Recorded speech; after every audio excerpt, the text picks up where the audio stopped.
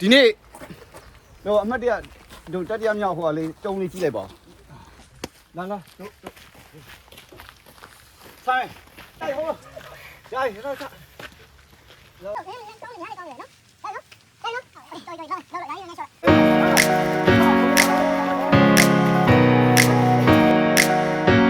မင်္ဂလာပါခင်ဗျာစိုးဦးထုလေကြီးလို့ခေါ်တဲ့စိုးမျိုးကိုတပတ်လှဲ့တဲ့ကျွန်တော်တို့တငယ်ချင်း၄ယောက်ရဲ့မြို့တော်လှက်ပတ်ဗီဒီယိုများကိုတွေ့မြင်နေကြရတာဖြစ်ပါတယ်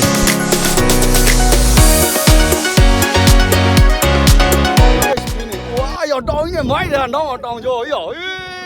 လာတယ်ဟာအဲ့လိုသဘောရတာတွေဒီလိုခံစားရတာဒီနေရာရဲ့နာမည်ကဘူဒန်းဆန်းလို့ခေါ်ပါတယ်ဖြစ်နေလာကြတော့ကျွန်တော်တို့ကတော့ခီးဆက်လိုက်ပါဦးမယ်ဟူး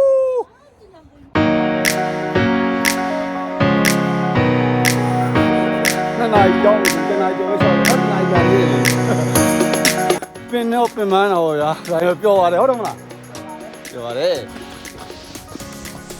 ဒီတောင်ကြီးတွေရောက်ပြီးတောင်ပေါ်တွေရောက်ခံနေဆိုရင်ဒီကိုရီးယားဒီ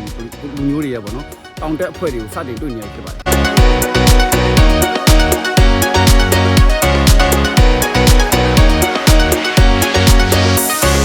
အခုတော့ကျွန်တော်တို့တွေစိုးမျိုးတွေကိုဖြတ်မှာဖြစ်ပါတယ်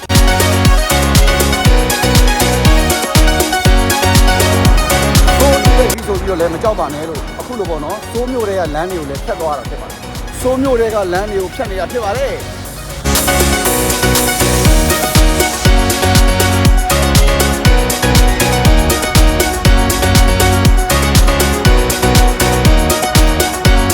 ကျွန်တော်တို့လာတဲ့ခီးရဲ့ပထမအဦးဆုံးဒုတိယခီးစဉ်ရဲ့ပထမအဦးဆုံးတုံးဒီခီးစဉ်ရဲ့၄ခုမြောက်တုံးထူးမှာဖြစ်ပါတယ်နာမည်ကဗါတယ်လေညီလေးဖတ်လိုက်ပါဦးခွာရရရှောက်ပါယုံမဆန်းခုံစုရောက်ပါရဒီနေတော့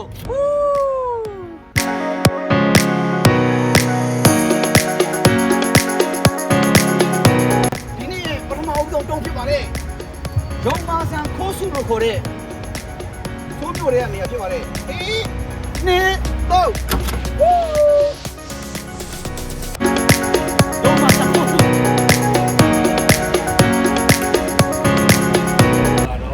အဲ့ဆိုရင်ကျွန်တော်တို့နောက်တစ်နေရာခီးဆောင်မှာပြောတယ်ဒီစိုးမျိုးတွေရောက်ပြီးဖြစ်တဲ့ခါကျတော့ဒီစိုးမျိုးတွေကလမ်းတွေပတ်တဲ့ခါစိုးမျိုးတွေကပတ်ဝန်းကျင်အလှတွေကိုရီးယားနိုင်ငံစိုးမျိုးတွေမှာအခုချိန်မှာຫນွေဦးပန်းပွဲတော်တွေကျင်းပနေကြတာပေါ့နော်တကယ်ပဲတာယာလှပပါတယ်ကိုရီးယားနိုင်ငံရဲ့ຫນွေဦးကဘာလဲ5ခုမြောက်ဒီနေ့ရဲ့ဒုတိယမြောက်တစ်စိတ်တုံးကိုထူးတော့မှာဖြစ်ပါတယ်ဒီနေ့ရဲ့ဒုတိယမြောက်ငကားလားမွေလားဝူးယုံမဆန်ခိုးစုကိမဝူးအဲ့တော့ဒီနေ့ရဲ့2ချိန်မြောက်ပြီဆိုတော့3ချိန်မြောက်ကိုခီးဆက်မှာဖြစ်ပါတယ် Let's go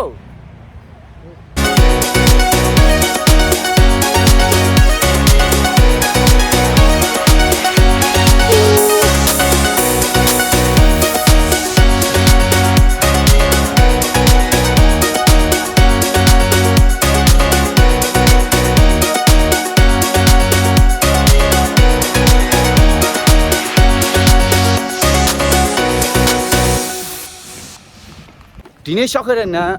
တစ်လျှောက်ဒီနေရာလေးကတော့လူစီကားပြီးတော့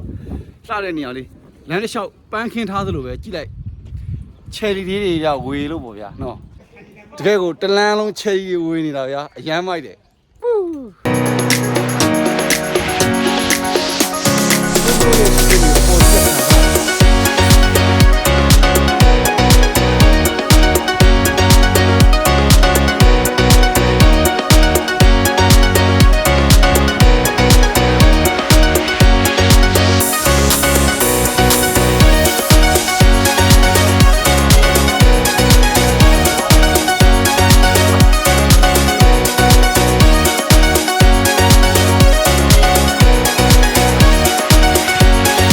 နိုင်ငံရဲ့ຫນွေဦးမှာ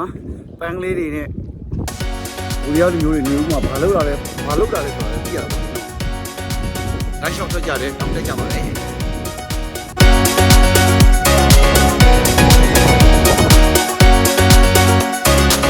ဒ ဘာလဲဆိုတော့ဒီနေ့ရဲ့တတိယမြောက်တုံးထုမဲ့နေရာဖြစ်ပါတယ်ဟောတော်တော်ခီးပေါက်တယ်လို့ပြောအောင်နော်စောစောထွက်ရတယ်ကြိုကျေးဇူးပါနော်ဗါတဲ့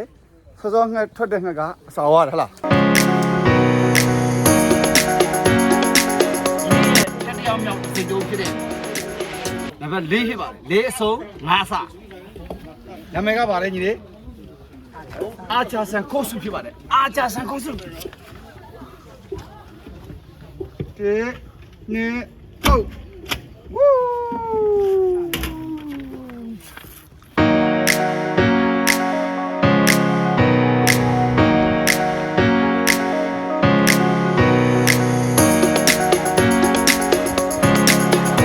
ဒီနေရာတွေပြောချင်တာပေါ့နော်တကယ်လို့အချိန်ရမယ်ဆိုရင်စိုးမျိုးထဲမှာရှိတဲ့ယုံမာဆန်လို့ခေါ်တဲ့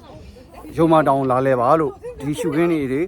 ရှုခင်းတွေပေါ့နော်စိုးမျိုးရဲ့အလှတွေနောက်ပြီးတော့ဟန်မြင့်ရဲ့လှပမှုကိုဒီနေရာတွေတွေ့ရမှာဖြစ်ပါတယ်နာမည်ကယုံမာဆန်လို့ခေါ်ပါတယ်ဆက်သွားမယ် let's go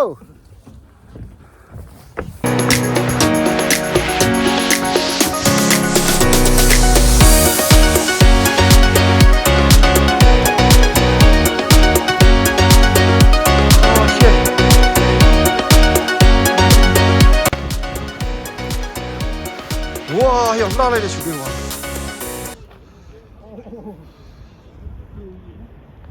တကယ်ကိုလှပတဲ့ရှုခင်းနေပါဗျာရုံမာဆန်ကိုလာလဲကြနော်ကျွန်တော်တို့ကတော့ခီးဆက်အောင်မှာဖြစ်လို့ပါ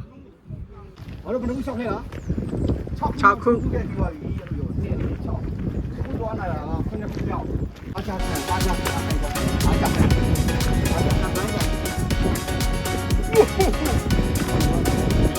သွားမှာတွေ့အဲ့သွားမှာဟိုဟွာဖြစ်နေဗာမျိုးရိုးဖြစ်မယ်ဝူးမျိုးရိုးဖြစ်မှာအဲ့မျိုးရိုးသွားမယ်ကျွန်တော်တို့ဟိုဘက်မှာတောင်ကုန်းစိမ့်စိမ့်နေပေါ့နော်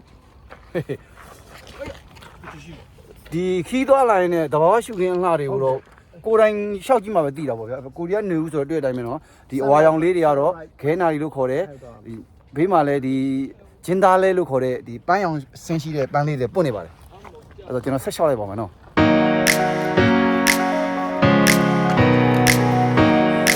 ရုံမဆောင်လာရင်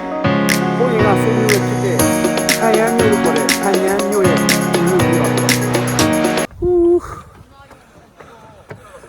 လာလဲသူတော်များပါတယ်အဲရှုခင်းနေတာတကယ်ကိုလှပါတယ်ဗျကိုယ်တိုင်လာလဲကြီးမှာပဲအဲရှုခင်းနေတွေ့ရမှာဖြစ်ပါတယ်ဟူး